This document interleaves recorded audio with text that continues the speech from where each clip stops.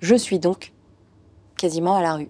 C'est ce que je me dis. Et là, ça me met un putain de coup sur la patate.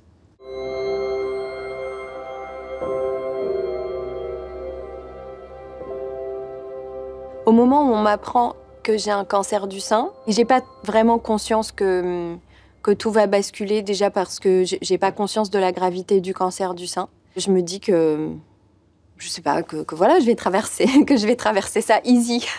Sauf que je m'attendais pas à être opérée 10 fois, à perdre mes 2 seins.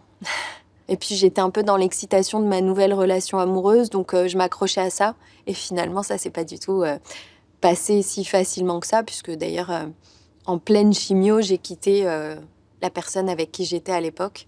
À ce moment-là, il y a mes enfants, et puis il y a la famille que j'ai choisie aussi, c'est-à-dire mes amis. Et puis il y avait Bertrand, mon meilleur ami, qui a été là, comme toujours, comme depuis des années, qui a été super là, qui a été super Bertrand. Enfin, on a grandi ensemble, si bien que je considère Bertrand comme le frère que j'ai jamais eu, comme mon meilleur ami, comme quelqu'un vraiment de ma famille. Il ne s'est jamais rien passé entre Bertrand et moi, même si y a eu beaucoup de rumeurs qui pouvaient faire croire l'inverse. Non, c'est vraiment possible.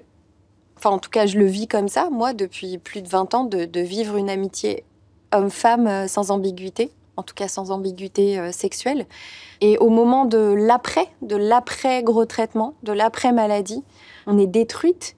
Il faut se reconstruire physiquement, psychologiquement. Et là, Bertrand a vraiment su m'épauler, notamment au moment où on m'annonce que je vais devoir peut-être partir de ma maison parce qu'elle est mise en vente, ce qui est un drame absolu pour moi. Et en plus, je ne pouvais pas emprunter parce que pas suffisamment de salaire et parce qu'un dossier médical pourri, clairement pourri. Donc j'en parle à Bertrand, à mon meilleur ami, en pleurant. Il me dit, vas-y, je vais vendre mon appart et je vais acheter avec toi.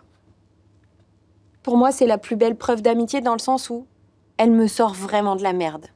Et finalement, l'idée, en plus de vivre ensemble, nous paraît assez chouette parce qu'on sait qu'on s'entend bien, parce qu'on se connaît bien, et on fait appel à un courtier parce qu'on a quand même bien conscience que la situation est un peu complexe.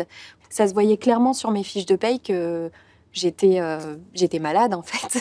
Et puis sur ma gueule aussi, puisque je mettais pas de perruque et que voilà, j'avais une tête de cancéreuse, hein, clairement.